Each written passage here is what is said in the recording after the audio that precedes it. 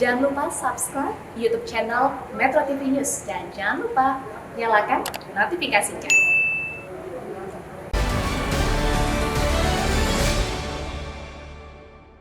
Dipersembahkan oleh Luwak White Coffee.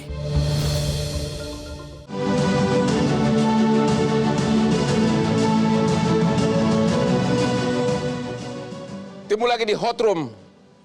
Pusing baca peraturan pemilu, ngopi dulu deh.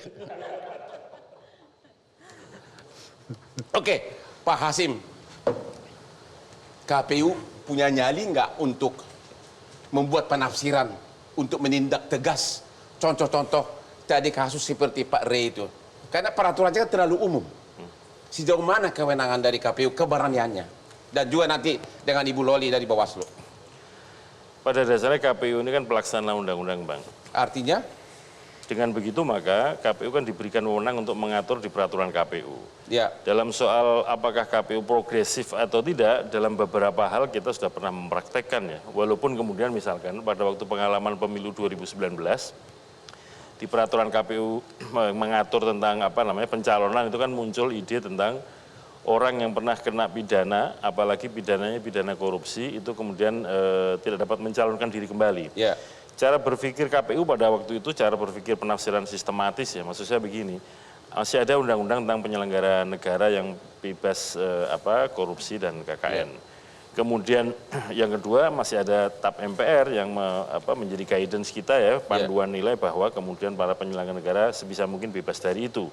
Yeah. Di Undang-Undang Pemilu sendiri, calon presiden juga nggak boleh orang yang pernah kena kasus korupsi. Yeah. Sudah kita coba rumuskan, sudah jadi peraturan KPU. Banyak yang setuju, banyak yang berkomitmen, banyak yang nggak setuju. Yang nggak setuju ternyata salah satunya menggunakan mekanisme uji materi peraturan KPU di Mahkamah Agung. Karena peraturan KPU. Ya. Dan dikabulkan, artinya norma itu dibatalkan. Ya kalau sudah seperti ini, apa boleh buat? KPU juga tunduk pada putusan pengadilan. Demikian juga soal apakah KPU akan merumuskan soal itu, nanti kita pertimbangkan juga ya, kita mencoba dalam membuat peraturan KPU kan KPU melakukan uji publik, melakukan diskusi-diskusi. Nanti bagaimana yang baik untuk merumuskan ini supaya bisa terakomodir semua dan kira-kira kalau dilakukan uji materi di Mahkamah Agung juga kokoh gitu dasarnya. Jadi dari KPU sendiri memang ada tanggapan positif untuk memikirkan membuat peraturan pelaksana petunjuk mengenai apa sebenarnya jenis-jenis politik identitas ini. Ya. Betul. Ya.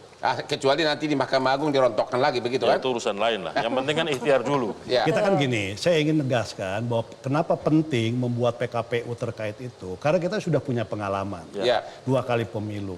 Dan kita tidak boleh mengulangi lagi untuk pemilu ketiganya. Karena yang pemilu kemarin aja belum selesai, ditambah pemilu yang ketiga juga masih menggunakan politisasi identitas, maka nanti itu pengerasan identitasnya akan semakin kuat dan ini bisa mengancam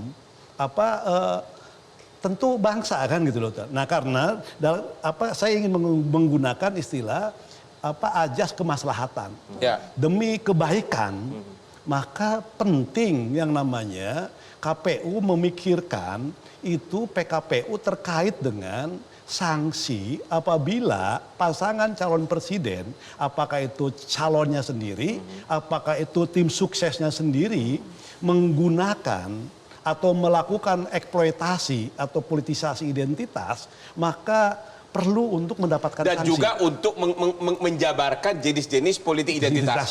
Jadi lebih harus ada pendefinisi. KPU, bosnya KPU ada di sini. Bapak berani nggak, takutnya Bapak begitu mulai Bapak dicopot, gimana itu Pak? Itu risiko jabatan, Bang.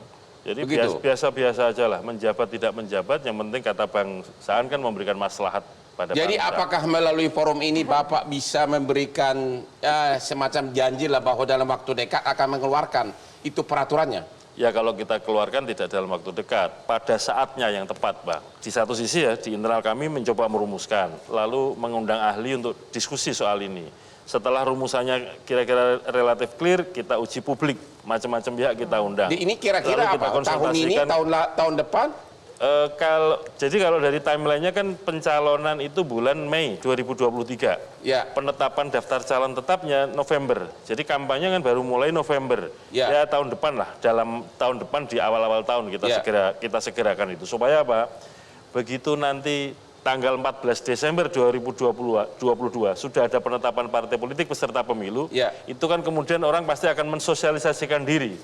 Walaupun mungkin belum masuk kategori kampanye, tapi ya singgungannya antara sosialisasi dengan kampanye tipis-tipis ya. Maka itu sesegera mungkin setelah di awal 2023. Coba dulu, Ibu Titi, pointer-pointer apa yang perlu segera diatur oleh KPU, bisa nggak? Pertama, penyebaran politisasi identitas itu paling banyak lewat media sosial. 68,9% populasi Indonesia itu pengguna aktif media sosial. Sejauh ini pengaturan kampanye kita belum begitu optimal menjangkau kampanye di media sosial yang sifatnya tadi menyebarkan politisasi itu satu yang identitas. perlu diatur. Satu. Yang kedua, kita perlu menagih tanggung jawab platform media sosial. Karena biasanya take down itu prosesnya cukup lama. Jadi mekanisme ini yang perlu diluruskan di dalam peraturan KPU. Satu, mengatur soal bagaimana kampanye di media sosial dan tindakan kita terhadap politisasi identitas. Yang kedua, menagih tanggung jawab platform media sosial dalam hal terjadi penyebaran politisasi identitas di media sosial. Jenis-jenis tindakan apa saja perlu nggak diperinci? Oh iya, tentu. Misalnya begini, seperti kalau tadi selama Pak Rey ini, sudah uraikan. betul. Selama ini untuk men-take down itu, karena misalnya media sosial itu punya aturannya sendiri cukup lama begitu. Nah, sementara efeknya itu kan sudah menyebar kemana-mana. Khusus untuk pemilu itu harus ada perlakuan khusus, Bang Hotman, yang tidak bisa disamakan dengan mekanisme biasa.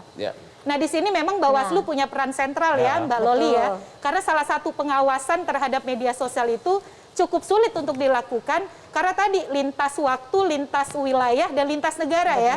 Makanya pengaturan dari KPU itu akan mengikat para pihak yang terlibat, termasuk kementerian lembaga dan juga platform media sosial. Oke, Pak Rey, saya kira siapa yang salah hal-hal seperti ini tidak diatur dalam undang-undang pemilu? Awalnya karena kita merasa bahwa politik identitas ini bukan ancaman. Padahal baru mulai gejalanya pada pemilu Pilpres 2014 yang lalu, menguat di Pilkada DKI Jakarta. Di 2019 ya situasi itu terjadi, kan 2019 sudah ada komitmen nggak boleh ada revisi undang-undang. Dari mungkin baru kita lakukan 2024 yang akan datang.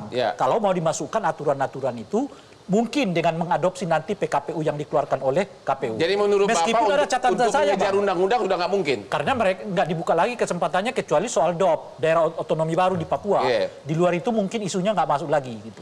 Tapi di luar itu, ada saya masukkan lagi terhadap, kalau misalnya PKPU-nya dibuat, soal siapa pelakunya. Sebab kalau kita merujuk ke undang-undang itu sangat terbatas sekali. Cuma yang disebut dengan calon ataupun peserta pelaksana. Itu artinya cuma tim sukses dan si calonnya sendiri. Padahal politik identitasnya menyebar di mana-mana. Termasuk sekarang ini kan kalau kita lihat gejala munculnya relawan. Yang muncul entah di mana-mana itu. Jadi kalau nanti misalnya pelakunya adalah relawan, kalaupun terbukti di pengadilan ada politik identitas di dalam, nggak punya imbas ke karena si calon. Dia bukan objek dari peraturan. Karena dia bukan objek. Karena di objek itu hanya disebut si calon, partai politik dan juga pelaksana. Jadi menurut Bapak itu bisa nggak diperluas? Mestinya itu diperluas. Bisa tapi boleh nggak KPU memperluas isi undang-undang? Loh, kalau misalnya soal terkait dengan Pilpres saja kita perkuat di PKPU, ya tentu bisa kita isi lagi dengan pokok-pokok itu. Pokok intinya kan sebenarnya selama aturan itu membuat pemilu kita lebih demokratik, pemilu kita lebih bagian dari konsolidasi kita sebagai bangsa, ya aturan-aturan yang semestinya itu mestinya dibuat juga. Begitu, berarti nasib kita sekarang ini sangat di tangan dari Ketua KPU dan juga Bawaslu. Kita akan nunggu jawabannya di segmen terakhir nanti. Kita istirahat dulu.